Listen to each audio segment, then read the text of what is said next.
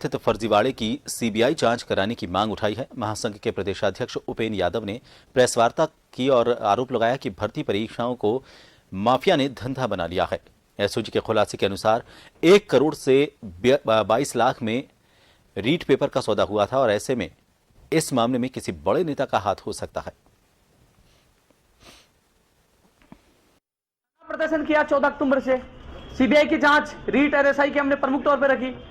हमें विश्वास था कहीं ना कहीं एसओजी इस पे न्याय करेगी, लेकिन कानून की घोषणा तो सरकार ने कर दी।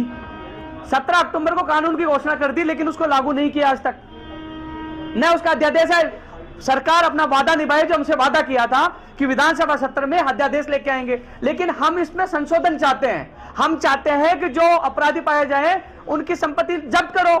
भाई रिश्तेदार थोड़ी लगता है, संपत्ति जब्त करो। अरबों की संपत्ति इन लोगों की होगी जो बेरोजगारों की भर्तियों में काम आएंगे, उनकी संपत्ति जब्त करें और उम्र कैद की सजा का प्रावधान करें।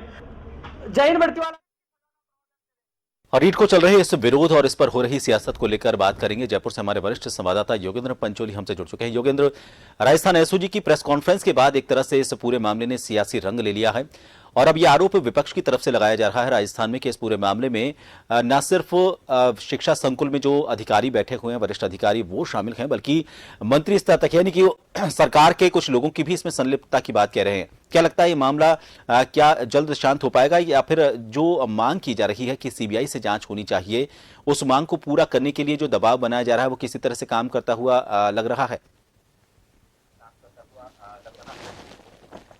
देखिए प्रभात, एसओजी की ओर से जो दावा किया गया और उसके बाद विपक्ष तो इस मामले में पूरी जो रीट परीक्षा है और इसके अलावा कुछ अन्य जो परीक्षाएं हैं उनमें कथित धांधली की बात सामने आ रही है। खुद जो राज्यसभा सांसद है किरोड़ी लाल मीणा, उन्होंने प्रेस कॉन्फ्रेंस किए है और यहाँ पर उन्होंने आरोप लगाए हैं कि जो पेपर लीक हुआ है और पेपर का जो फर्जीवाड़ा हुआ है, धांधली हुई है, वो शिक्षा संकुल से हुई है, जिसमें कि उन्होंने अधिकारियों के हालांकि नाम तो नहीं लिए। उन्होंने ये भी कहा है कि कई ऐसे अफसर हैं जिनका जो सीएमओ से जुड़े हुए हैं वो भी उनमें संलिप्तता है। एक मंत्री के लिए भी उन्होंने कहा है, हालांकि नाम उन्होंने नहीं बताया। उन्होंने यही कहा है कि आने वाले दिनों में वो जल्दी ही खुलासा करेंगे। वहीं जो बेरोजगार हैं, देखिए प्रभात, सबसे बड़ी बात यह है कि ये इसे कहें कि राजस्थान की ही बात नहीं है, चाहे उत्तर प्रदेश हो या बिहार हो, वहां पर भी रेलवे की जो भर्ती परीक्षा है और उसके बाद जो उसमें कथित धांधली का आरोप लगे हैं, उसका पैटर्न में बदलाव कर दिया गया। परीक्षा परिणाम जारी होने के बाद वहां पर भी बवाल मचा हुआ है। राजस्थान में भी रीट परीक्षा को लेकर जब से सितंबर में ये परीक्षा कंडक्ट करवाई गई थी, उसके बाद से ही इसे रद्द करने, इसके पदों की संख्या बढ़ाने और सीबीआई जांच की मांग बढ़ रही है। किरोड़ी लाल मीणा ने भी इस पूरे मामले की सीबीआई जांच की मांग की है। वहीं एबीवीपी की ओर से भी यूनिवर्सिटी के बाहर प्रदर्शन किया गया था लगातार, और यानी विपक्ष पूरी तरह से सरकार पर इस मामले में हमलावर दिख रहा है। हालांकि सरकार ने तर्क दिया था कि इस मामले की जांच फिलहाल एसओजी कर रही है और एसओजी के जो तथ्य मिले हैं वो एसओजी ही इस मामले में आगे बढ़ेगी। हालांकि एसओजी ने भी एक दिन पहले ही प्रेस कॉन्फ्रेंस कर पूरा स्पष्ट कर दिया था और उन्होंने यहाँ पर सरकार का जो तर्क था, सरकार और कांग्रेस का भी यही तर्क है कि इसमें राजनीति नहीं होनी चाहिए, क्योंकि युवाओं को, जो बेरोजगार युवा हैं, उन्हें रोजगार मिलेगा और जल्द से जल्द ये मामले, जो कि अक्सर ये होता है प्रभात की कोर्ट में चले जाते हैं और ये जो इस तरह से ऐसे पचड़े होते हैं जिसमें कि कहीं ना कहीं परेशानी युवाओं को, बेरोजगारों को उठानी पड़ती है। एक एग्जाम का जो समय सीमा तय होती है, कैलेंडर जारी होता है और उसके बाद वो समय पर वो परीक्षा हो नहीं पाती, उसमें लिटिगेशन सामने आते हैं, तो ये एक बड़ी समस्या है युवाओं के लिए। तो ये ऐसी वजह है कि युवाओं में आक्रोश है। यानी आज की स्थिति में देखा जाए तो प्रभात, युवाओं में बेरोजगारी का एक ऐसा कहें कि एक बड़ी समस्या, ये देश के सामने एक चुनौती है। लेकिन ये जो भी परीक्षा होती है बड़े तरीके से होनी चाहिए, इसका कैलेंडर बाकायदा जारी होना चाहिए और शेड्यूल हो।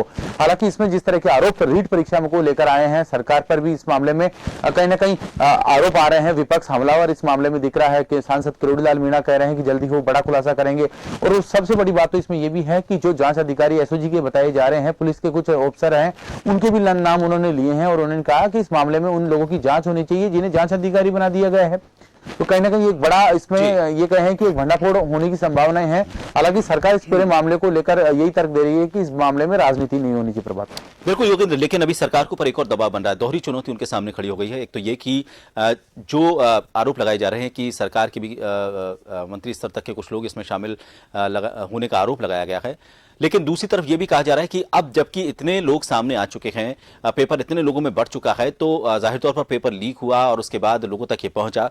ऐसे में परीक्षा को रद्द कर देना चाहिए। अगर ये मांग भी सामने आ जाती है तो परीक्षा रद्द करना, अगर प्रेशर में आकर सरकार ये फैसला भी लेती है, तो वापस इस परीक्षा को आयोजित करवाना, उसमें फिर इन सभी आरोपों से बचते हुए एक स्पष्ट तरीके से इन सभी चीजों को दरकिनार करते हुए कि अब कोई पेपर लीक नहीं होगा, उसमें कुछ पारदर्शिता रखी जाएगी, कहां से पेपर, किस तरह से इसको हम पेपर लीक से बचा सकें। तो ये दोहरी चुनौती अब सरकार के सामने आ गई है। देखिए, प्रभात मामले को लेकर जो संवेदनशील सरकार है, मुख्यमंत्री अशोक गहलोत संवेदनशील दिखे थे। उन्होंने पूरे मामले की जांच एसओजी को दी है। देखिए, इतना बड़ा मामला बवाल जरूर मचा है, लेकिन फिलहाल सीबीआई की जांच कराने की मांग विपक्ष उठा रहा है। लेकिन आप जिस तरह से आप भी कह रहे हैं कि इस परीक्षा को क्या रद्द कर देना चाहिए, देखिए सरकार पर ही डिपेंड करता है। अगर सरकार को ऐसे पुख्ता सबूत एसओजी को मिलते हैं और एसओजी इस मामले में और कुछ नया खुलासा कर सकती है। हालांकि फिलहाल तो ये चीजें हैं वो स्पष्ट हो चुकी है, लेकिन आने वाले समय में कुछ इसमें अपडेट आता है, कुछ नई चीजें आती है, तो सरकार इसके बारे में विचार कर सकती है। लेकिन ये तय है कि अगर इस मामले को, इस परीक्षा को रद्द किया जाता है, तो कहीं ना कहीं सरकार के लिए भी एक चुनौती सामने होगी। क्योंकि ये परीक्षा आपने देखा सितंबर में किस तरह से 2 चरणों में एग्जाम हुई थी और 22 से 25 लाख दोनों पारियों में जो अलग अलग कैटेगरी के जो अभ्यर्थी थे उन्होंने एग्जाम दिया था। एक बड़ा कहें कि एक बड़े एक आंदोलन की तरह ही एक राज्य, पूरे अलग अलग जिलों से जो लोग आए, अभ्यर्थी पहुंचे, फिर उन्हें वापस छोड़ा गया। इस प्रोग्राम के तहत पूरा एक सहूलियत उन्हें अभ्यर्थियों को दी गई थी। एक बड़ी समस्या के रूप में इसे देखा गया था, लेकिन बखूबी से हल किया गया। लेकिन एक ऐसी रीट एग्जाम ऐसी है कि इसे एक चुनौती के रूप में ही सरकार देखती है। हालांकि देखिए, सरकार पर ही डिपेंड करेगा प्रभात की ये परीक्षा क्या रद्द होगी। हालांकि विपक्ष के कहने पर अगर इसे रद्द किया जाता है या फिर, तो कहीं ना कहीं सरकार के लिए भी, सरकार भी इस मामले में दबाव में दिखती नजर आएगी।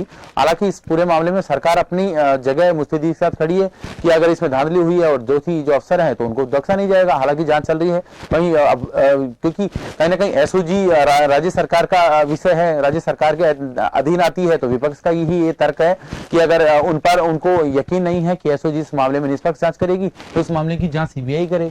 ये विपक्ष मुद्दा उठा रहा है। तो आने वाले दिनों में क्या रहता है, लेकिन प्रभात कहीं ना कहीं युवा जो बेरोजगार है वो ठगासा महसूस कर रहा है। आज की इन परिस्थितियों में राजस्थान ही नहीं, चाहे उत्तर प्रदेश हो, बिहार हो या फिर अन्य जो राज्य हैं, वहां पर भी ये स्थितियां ऐसी ही पनपती जा रही है। और बेरोजगारों में जो कहें कि